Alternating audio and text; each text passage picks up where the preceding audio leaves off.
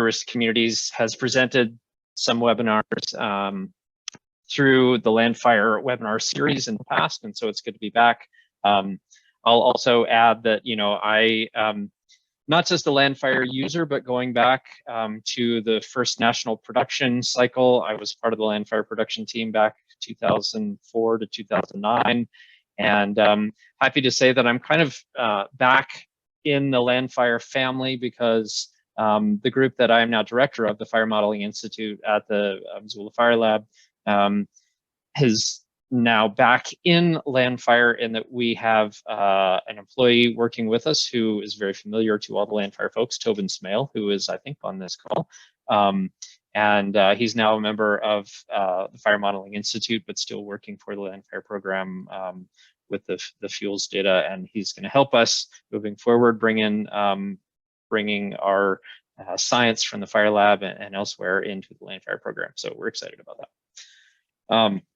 But today I am wearing my Wildfire Risk Communities hat, and I'm here to share some information about new features and data on our website. And I will weave into that, of course, how LANDFIRE plays into the products that we produce. Just a quick second to point out that, you know, this project is a partnership between USDA Forest Service. We have leadership at the Washington office in our Fire and Aviation Management Program, Jim Menakis, who you may know. But we're also partnered with Headwaters Economics, which is a nonprofit, nonpartisan research group based out of Bozeman, Montana. They are instrumental in helping our products look as professional and polished as they do, and in helping with a lot of our communication. And Pyrologics, which is a small company based out of Missoula here, Joe Scott is the principal there, are very heavily involved with our data development work. So all the stuff I'm going to talk about today has contributions from all of those players. So let's see if I can advance my slide. There we go. So you may or may not know about our project already. This is just my one slide to kind of give you a little background in case you aren't familiar with what Wildfire Risk Communities is. We have a website. You can see it there, wildfirerisk.org. Pretty simple URL. But we're a project that came about because of direction in the 2018 appropriations bill from Congress that directed the Forest Service to produce maps and data that would be publicly available and help to inform communities about their wildfire risk profile so that they could take action for wildfire hazard and risk mitigation. So that resulted in this website that has interactive maps, charts, data, and is searchable by community, county, and state. So we'll take a look at the website in a minute. One thing to note, I guess, about our work is that our target audience isn't necessarily the land management agencies, but it is the local elected official, land use planner, fire marshal, those kinds of people from kind of local government, county government, and state government. And so those are the people that we're really targeting with our communications and our products on this website. But of course, there, I think, is value to people in the land management agencies as well. And we structure all of the information that we provide around these themes of understanding the components of risk, being able to explore the maps and understand the risk in and around your community, and then hopefully connecting people to a lot of information that they can absorb to help them figure out how to take action to reduce their wildfire risk. So with that background, I'm here today to share with you about some of the new updates to our website. So we initially launched in April of 2020, and at that time we had we had census data that was current as of about 2018. We were building off of the most currently available LANDFIRE data at the time, which was LANDFIRE 2014. So it represented fuel conditions on the ground at the end of 2014 or beginning of 2015. And that's still what's represented on the website in terms of our wildfire data. So it is definitely getting a bit dated. So what I'm going to talk to you about today is how we've worked to update a number of things that we can update now and what we're working toward over the next, say, 6 months or so. So In August, we were able to at least update all of the data that is built upon census information. So we have boundaries that represent counties and communities. We updated those to represent the 2020 data sets. We also then have a lot of data that's built around population information from the Census Bureau. And so that was updated to reflect the latest American Community Survey 5-year estimates that cover 2016 to 2020. And then a big thing was that we were able to add tribal areas into our maps and data as summary units.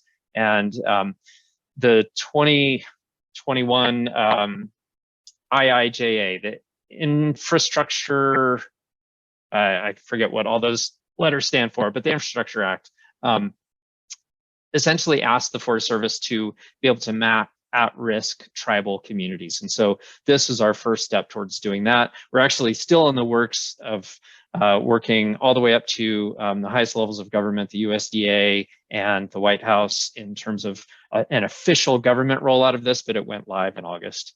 And so I will show you that in a few minutes. But you can see here, we included the Census Bureau's data set for now to represent tribal area boundaries, and included all of the various types of tribal designations that you see on the screen here, not just the federal American Indian reservations. All right, the other thing that was pretty exciting for us this summer that again went out in August was to be able to contribute resources to inform people about how to apply for a new grant program that the Forest Service is just rolling out for the first time, again, directed by, there we go, the Infrastructure Investment and Jobs Act. And so this grant program allows the Forest Service to administer quite a bit of grant funding distribution to local jurisdictions to help them work on wildfire mitigation planning and actually get some mitigation done on the ground. So we were asked to help create summary data sets that could support communities in their application process with the things that you see on screen here, being able to identify whether communities are eligible for the grant funding and meet the definition of an at-risk community. And then there are prioritization scoring points that people can add to their application if they qualify as a low-income community, if they've been impacted by a severe disaster, or if they have high or very high wildfire hazard potential. So those are all things that our summary data sets are geared to help communities be able to figure out. So with that little bit of background, I wanted to actually take you to the website so that we can look at some of this stuff. So I will give you a little tour. Maybe you can help me remember the things that I'm planning to show you here. But the homepage, some information on our news page, the download page. We'll look at the explore section and look at, do a sample search on tribal areas. And then I also want to talk to you about our FAQs and how we describe the time period of our data. So with that, let's see, I'm going to hop over to the website. And now we are looking at our website here. This is our home page. And we have a little bit of information on the home page, a short video that kind of is a little primer about how to navigate the website. And you can see we have banners here for the new tribal area data that are available, and also finding data for community wildfire defense grants. So those can take you directly to those information about those resources. And then our website is structured, as I mentioned earlier, around these 3 themes that we can click through. We can also navigate using the menu above to get to those things. But like I said, I wanted to actually start by highlighting our news page, because anytime we do have new data releases or new products to share, we post about it on this news page. And so here's, again, a quick summary of what I just described to you, our tribal area data being added, and then also the latest census data being incorporated. And this is a little teaser for some slides I have when I get back out of the website, some new website features that will be coming in the fall. But there's the opportunity here to subscribe for updates if you want to get every now and then when we do put out new information, Headwaters will send out an email newsletter with information, so you can subscribe to that. But also on this news page, there's just a ton of information. We have a longer 5-minute video here about how to use the website. And then some of those previous LANDFIRE webinars that we have participated in, the recordings are linked on this website to give you a lot more information. We have media that has featured us and other things. So this news page is a great resource. Let's see. From there, I think I wanted to take you to the Explorer. Oh, actually, I wanted to look at the download page first. So if we go to the download page, when you click on that banner on the homepage about the Community Wildfire Defense Grants, it takes you here because this is where we have resources for people. There's actually a very nice little video that walks people through the process of how to use the summary data that we've created in that grant application process. Headwaters put that together. And then we have links here to some spreadsheets to help communities determine their eligibility, and then also their scoring prioritization for the grant process, and then a methods document as well. I can let's see, bring up just to show you an example. Here is if you were to download that scoring priority spreadsheet. There's a very nice sort of opening tab that explains how to use it, and then tabs for determining if your community or county could be considered low income, whether it's had disaster declarations, and whether or not you meet certain wildfire criteria. And we have tabs for counties, tribal areas, and communities. So I won't go into the details there. The explanation tab actually does a nice job of talking people through how to use that, as does that video. Just wanted to point out that those are resources that are new to the website. The other thing that I'll point out while I'm on this download page is that all of our tabular and GIS data sets that we have produced to date are available through this page. And we have our raster data sets available for download through the Forest Service Research Data Archive.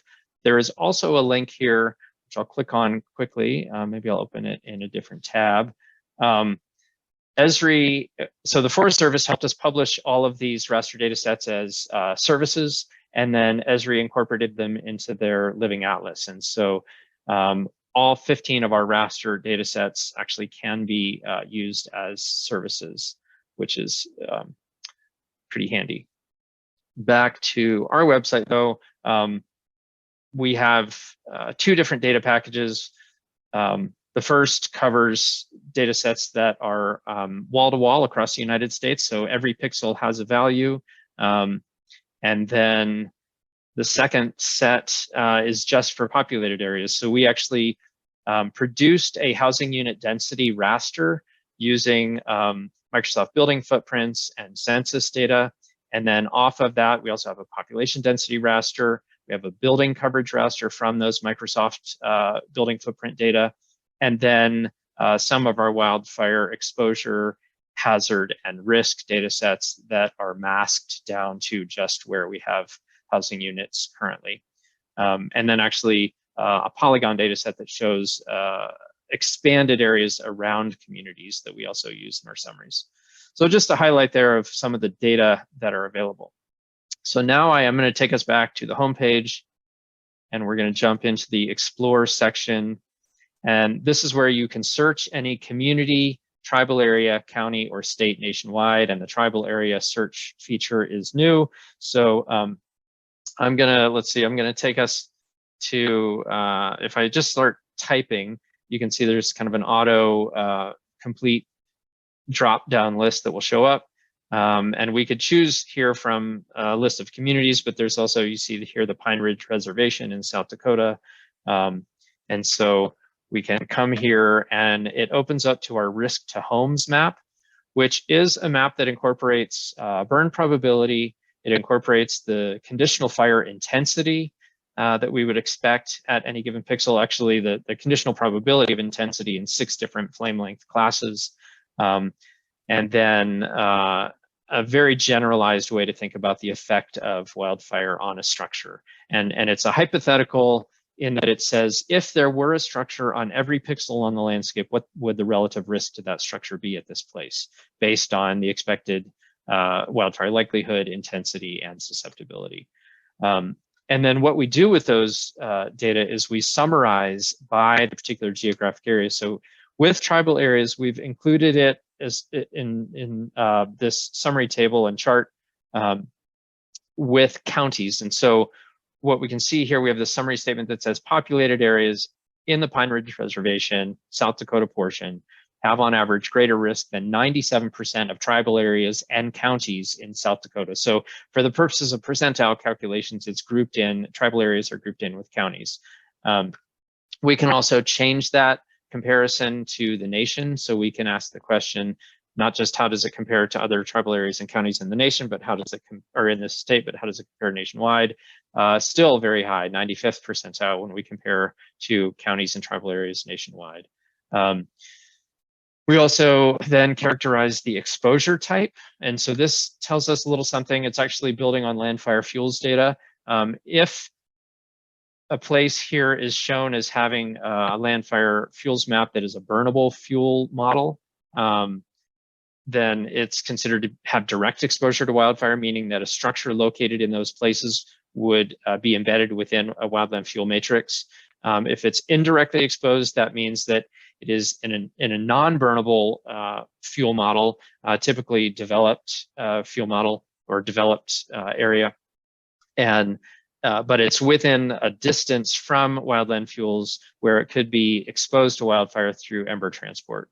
And so those are indirectly exposed. The not exposed, the gray areas, then are either barren areas or places that are developed and far enough from wildland fuels that they would be unlikely to have exposure. We can also mask any of these by just populated areas. So here we're showing all lands, but I can toggle up here and I can choose to just show populated areas. And it's important to note that the summary charts here and the one I showed on the last screen are summarizing information for the populated area within this geography. So just what we're looking at here. I'll leave that mask displayed there and we'll jump to the next view, which is wildfire likelihood. So here, instead of looking at the risk metric, which incorporates wildfire likelihood with other things, here we're just looking at the straight up wildfire likelihood, or what is the annual probability of wildfire in any given location. And again, we have it masked to just the populated areas, but we can then take that mask off if we want, and we can look at this metric across all lands. Let's see, it's not responding to my clicks now. I'm gonna refresh it. Could just be having a little bit of a slow internet. There we go. And so here we have the view again for all lands looking at the wildfire likelihood across the extent of that reservation. I'll zoom out a little bit and just point out that you'll see other named places pop up on the map. These are all searchable places. We don't have the ability in the map to just click on a place and navigate to it, but I can, let's see, so I see that Rosebud is showing up here. I can type Rosebud, and we see here that, again, we have some things to choose from, but I can choose the Rosebud Indian Reservation and off-reservation trust land. And that's important to point out too, in cases where that exists, where we have a reservation and off-reservation trust lands, those are grouped together for the purposes of our data summary here. So it's just all lands under the sort of tribal governance of the Rosebud tribe, whether it's reservation or off-reservation trust land. And then lastly, the last map view we have here at the moment is simply just a gray map background. But over on the left side, we have some statistics from the American Community Survey about different categories of vulnerable populations within that geography. But that I can give you an update on where we're headed with that in just a second. The last thing to show you on the website here before I leave the tour, I'm going to hop out of the Explore section, and I'm going to go back to our About page and the FAQs. And the reason I want to do this is it's going to give me a good way to transition to where we're headed. So we have a series of FAQs on here, but one of them is what time period do our data reflect? And we've tried to be really thorough in this to show we have a lot of data inputs, and they all have their own time period that they reflect. So I mentioned that when we first launched this, we built on the LANDFIRE 2014 data because that was what was currently available as the most recent product. And we're working on an update now with LANDFIRE 2020. I'll show you a slide there in a minute. But we categorized, then you can see the weather inputs, temperature and precip, wind speed and direction that go into our fire modeling. We also use the fire occurrence database to help with a couple steps in our process. So what you see here is what's reflected in the data that are currently on the website. So I'll scroll on down to show that when we get to vulnerable populations and community boundaries, those are updated to reflect that recent update through 2020. Okay, so I think I'm going to leave the website there. While I transition, I'll pause and just see if anybody has any questions. Greg, this is Boone. I have just a quick question. What is the size of the pixel that you guys are using for this? Good question. So our data sets are actually a 30-meter pixel resolution, which is the native resolution of LANDFIRE. But we have to go through a course of resolution and back to get there. So because of the way we do our fire modeling, we use a model called the FSIM model, the Large Fire Simulator, which is really computationally intensive, and it would not be possible to run that at 30 meters for the whole country. So we coarsen up all of the LANDFIRE input data sets or data layers to 270 meters and run the fire simulation modeling at that resolution. Then to get it back to 30 meters for our products, we use a series of moving windows, focal mean analysis in GIS to smooth it and bring it back down to 30 meters. At the same time, we also spread the wildfire hazard characteristics into the community when we're doing that. And that's described in some methods documentation that's included with our data publication so far. Cool, thank you. Yeah. Okay, so here's where I was leading us just a minute ago by looking at that FAQ. We are working hard. Pyrologics is, they have actually a whole bunch of servers in the server room here at the Fire Lab spinning right now. I went down there yesterday and it's quite warm. Doing that FSIM modeling using the LANDFIRE 2020 data sets. So we are really excited to be able to have updated wildfire hazard data. It's taken a while to get here, but we are hopeful that the current FSIM runs that are being informed by LANDFIRE 2020 will finish up by the end of this calendar year, and then it'll take us a little time to do some processing into the data layers I just showed you, and we're hoping spring, maybe April-ish 2023, we'll be looking at a new data release. And just to show that we're going to try to bring all of our inputs up to date.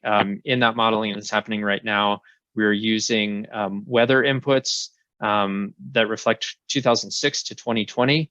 In our previous iteration, we actually used 30 years of climate or weather inputs, and we decided to use a shorter time window to inform our process just because of the changing climate trajectories that we're on. We tested out actually using some methods to use GCMs and other climate change science to project the climate data forward.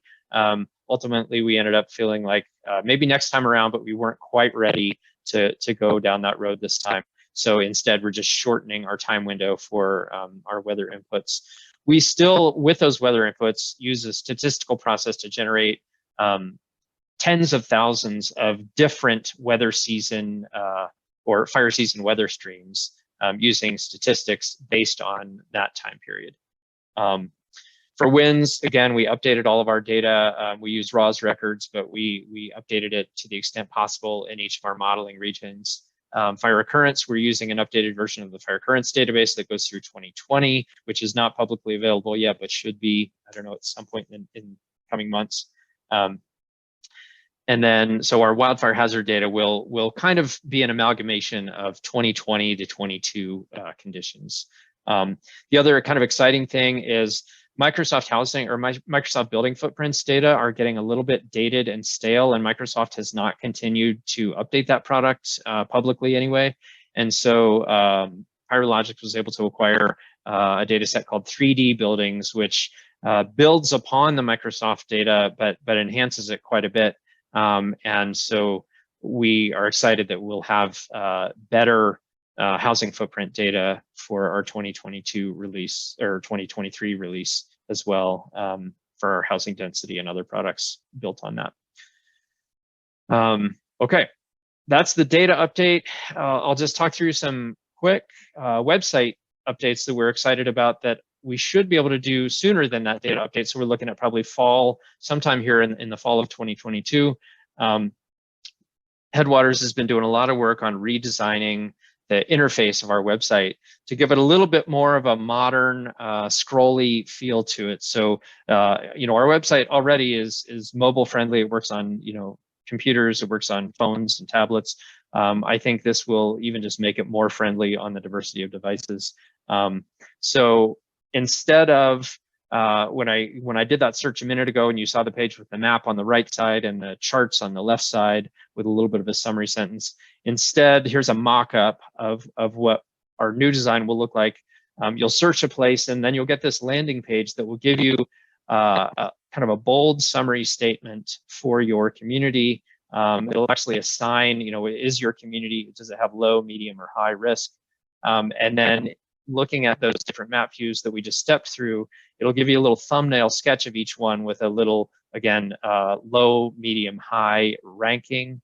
And then you'll be able to see all this on one page, but click through to get more details about any one of them. So when you click on, for example, the wildfire likelihood thumbnail, then you'll go through to a page about wildfire likelihood. You'll have that interactive map. You can zoom in and out. You'll have the chart, and then you'll have information right there that you can scroll down to that will inform you about how you can take action to reduce your wildfire likelihood or whichever map theme you're looking at.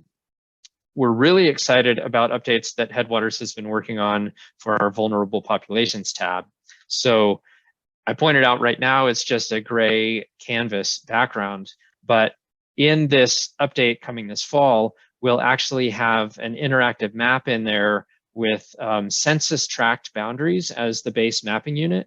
And so when you search a community, you will actually, it will highlight the characteristics of that community where you have the most vulnerability to start, and it will have those checked on in the map. But of course, you will be able to check on and off any of these various population characteristics and see which ones are above the median within your comparison area, whether it's the state or the nation. And then you'll also have the summary statistics that we have now.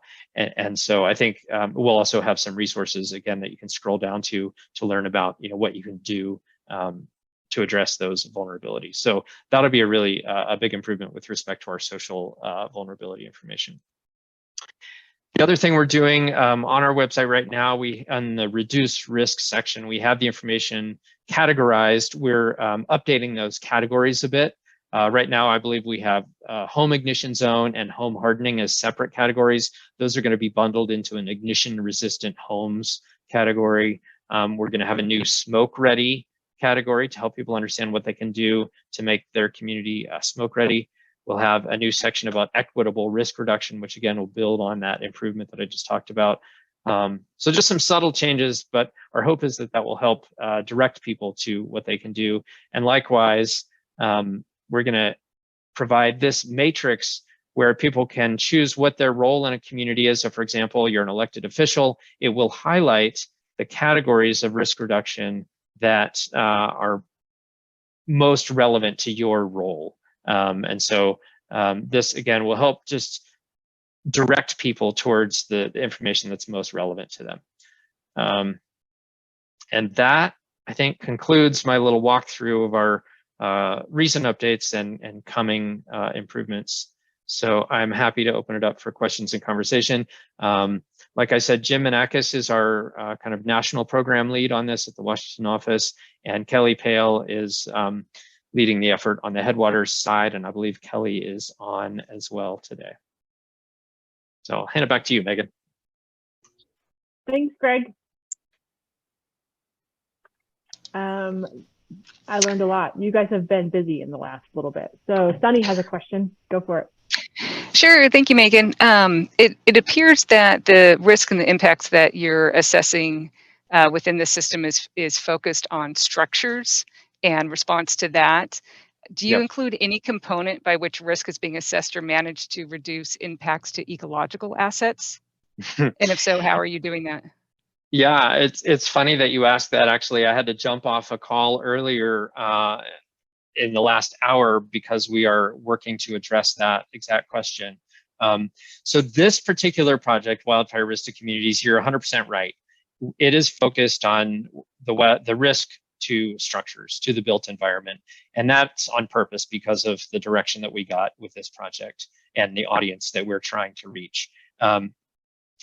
What you're asking about is a broader question related to quantitative wildfire risk assessment in general. How do we bring in other things besides structures? And we talk in that framework a lot about different highly valued resources and assets, or HVRAs. And so the risk assessments that land management agencies like the Forest Service will often engage in have a suite of HVRAs that they will assess the risk to, using the same concepts that we have here. And so ecosystem function, ecological condition, ecological integrity are all ways that I've seen that packaged in other risk assessments. So the call I was on in the previous hour, my group, the Fire Modeling Institute, we're actually trying to lead an effort right now to develop a national library of how we can characterize different HVRAs for risk assessments at broad scales. And one of those being ecosystems. So that's what we were discussing in the last hour. We've kind of assembled a group of ecologists from around the country. And today was our first meeting to start talking about how to do that. We were talking about, I was part of a national risk assessment for the Forest Service in 2016, 2017, where we did that. And in that case, we took the LANDFIRE BPS and we grouped that into 84 unique groups nationwide that represented, different categories of ecosystems as it relates to fire history and fire dynamics, and then assigned what we call response functions to those. How would those ecosystems respond to wildfire? Would it be negative or positive at different fire intensities? And we did incorporate that into a national risk assessment that we did just for forest system lands back in 2017. And that has been incorporated in other regional Forest Service risk assessments, and the effort that we're starting to do now, we're trying to kind of come up with a scientifically defensible, authoritative way to advise people to do that in assessments going forward. So, if I can encourage you, I work for a local public agency, so we have open natural lands that we're managing for ecological purposes. It is not the wide scale forest habitat or even a CAL FIRE landscape, but the housing per our act that manages our organization, we cannot prioritize the adjacent structures. We need to prioritize our own land and our assets.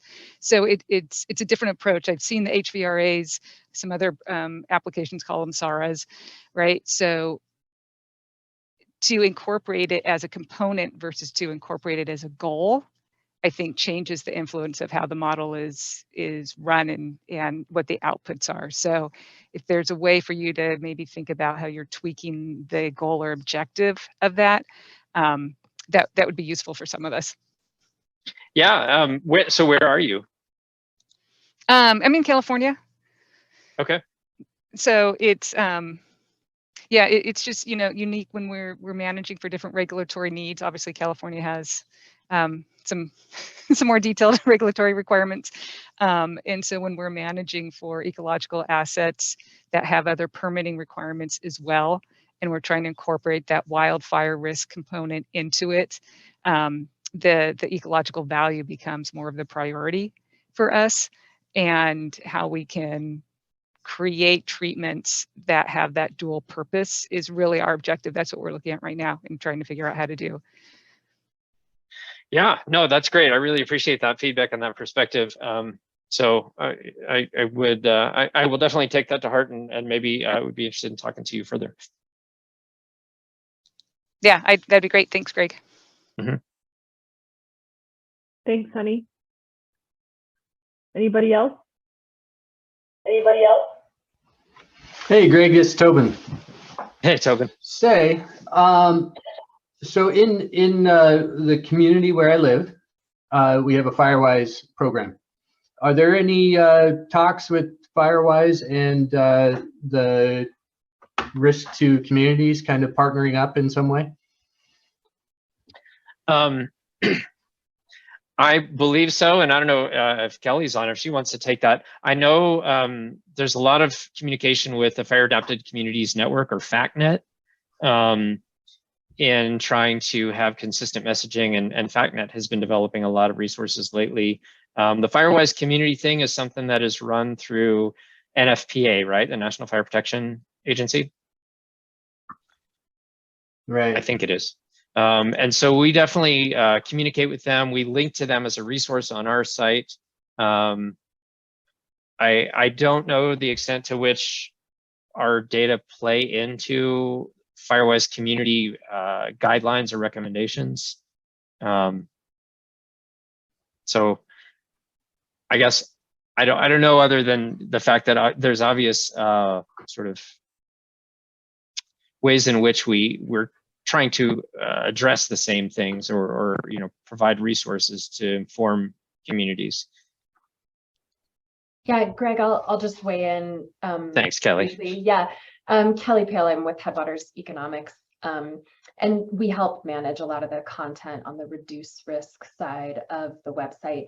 So as Greg noted, we're in really close contact with the folks that manage Firewise, the Fire Adapted Communities Learning Network folks. In fact, they've helped us develop some of the resources and content that we're going to be rolling out later this fall that we're really excited about. We have made some business decisions to keep most of the materials and resources we provide national. So we aren't, for example, producing locally specific materials for your state or region. We're not assembling and maintaining any sort of like clearinghouse of where Firewise communities are. And we're trying to just make sure that we're providing relevant resources for communities across the country, since this is a national tool. But one of the things we're most excited about with this new release we're doing in the fall is that we're going to be able to really help folks drill down based on the types of risk, the risk profile you see in the maps and charts. We're going to be able to help folks find resources specific to their risk profile. So I think there will be a lot more cross linkage with things like Firewise and some of the resources that FACnet produces for those risk profiles. So I think there's going to be more opportunities for people to find what they're looking for. Yeah, absolutely. Oh, that sounds great. Just a quick second question. So say I'm looking at my community and I have some sort of information that I want to get back to it to update things. Is there a mechanism to give that kind of information back as to how it's performing and where things are looking good and where they may not be looking so good?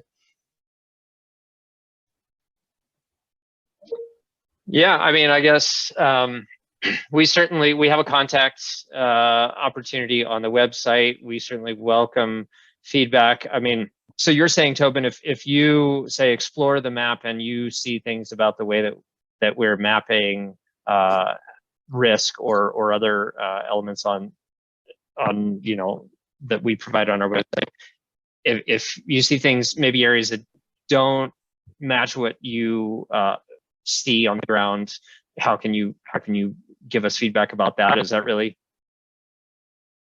where your question is? Yeah, absolutely. I keep missing bits and pieces here because I think I'm losing my connection, but I think we're on the same page. Yeah, so I mean, I think, as you know,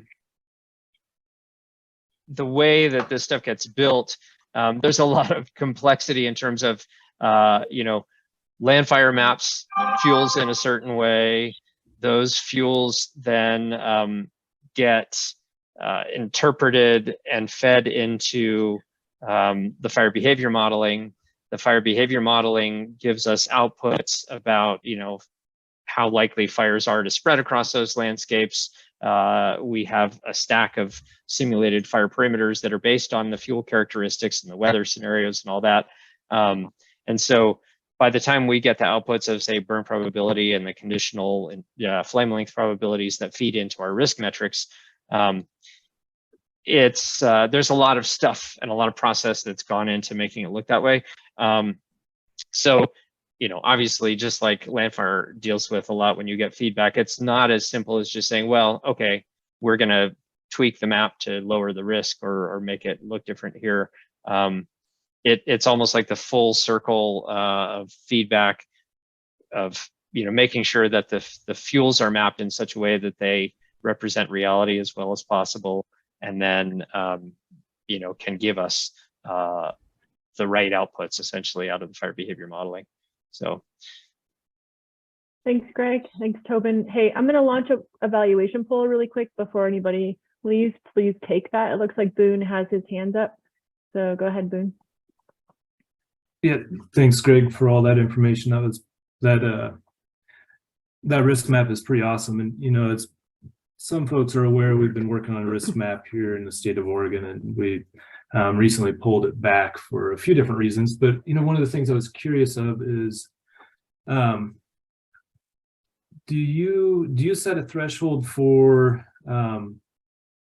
development that's non-burnable? Like, is there a threshold that when there's enough of a population density of non-burnable that it completely becomes non-burnable? I guess what I'm thinking about, and this is a little bit deeper in detail than what I think you guys went, but as an example, we have areas, one in particular that I'm thinking about.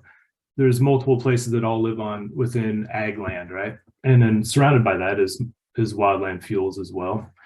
And then we have a community that sits within those wildland fuels where everyone owns a couple acres each. But as we were looking at our risk mapping, a lot of those little pixels of the non-burnable are beginning to show up. And then as that stuff starts to get tallied up, that non-burnable begins to put their risk lower and lower. And I think some of that comes from LANDFIRE, as one is missing the ag land, but the ag land ends up being higher risk rating than some of those places that had like non-burnable. And it just seems at some point there should be, I don't know if people look at it that way, that there's a point that non-burnable should maybe be nearest neighbor until it hits a density of a large enough area that it actually is developed non-burnable. I'm kind of curious if you looked at that, thought about it, or you guys dealt with that, or.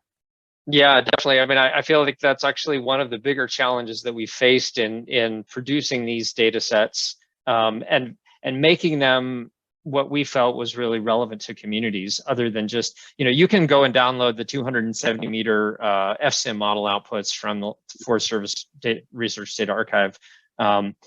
And those are still at 270 meters, and anything that has a non-burnable fuel model is simply like a burn probability of 0, right?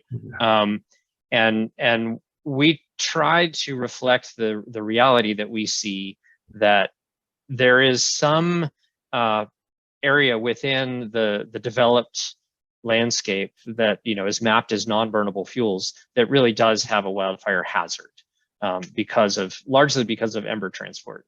And so ideally we would have a way to actually model fire spread in there. And Pyrologics has actually done a lot of testing with that. They've done that in some other assessments that they've worked on, where they've in fact converted the non-burnable over to a urban fuel model and let the fire behavior modeling run fire through those. That sort of works and it sort of doesn't. The physics involved in fire spread just becomes so entirely different when you get into the built environment. And so as a compromise, what we did in this iteration, and I think we're most likely going to do in the products coming out in the spring, is when we take the 270 meter data and reduce that pixel size down using these focal windows, we also we use the term ooze. We ooze the burn probability and the flame length probabilities into the non-burnable environment. And we experimented with some different distances there, but based on the literature that's out there about typical ember transport distances and home loss and home destruction in recent fire events, they tend to be within about 1,000 meters or so of the large contiguous patches of wildland fuels. And so we went conservative there and went actually 1,500 meters, which is roughly a mile into the built environment. And so that's what you'll see reflected in our products is you actually do have burn probability and flame length probabilities and then a risk value in that zone that's up to 1 mile into the developed areas. Yeah, that hits on exactly my next follow-up was kind of asking how far you guys were modeling the spotting. Do a lot of fire behavior analysis kind of work. And, we usually teach in classes and whatnot, but we always teach there's kind of two different ways of spotting. One is the short range spotting and one is long range. There's a lot of prolific spotting in short range, and generally that's in the terms of a few hundred feet, and then long range can be out there in that mile plus or minus kind of range. I was curious of how that went. So yeah, I appreciate that. Yep. Yeah. And I mean, we understand, that's one area where we've gotten criticism, people saying that, really we need to be better incorporating better science there. We need to be incorporating more modeling that includes ember transport. And we don't disagree. It's just, it's hard, that a lot of that science is still a little uncertain. And so we felt like it was the best way to try and capture the fact that those parts of the community actually do have some type of wildfire risk.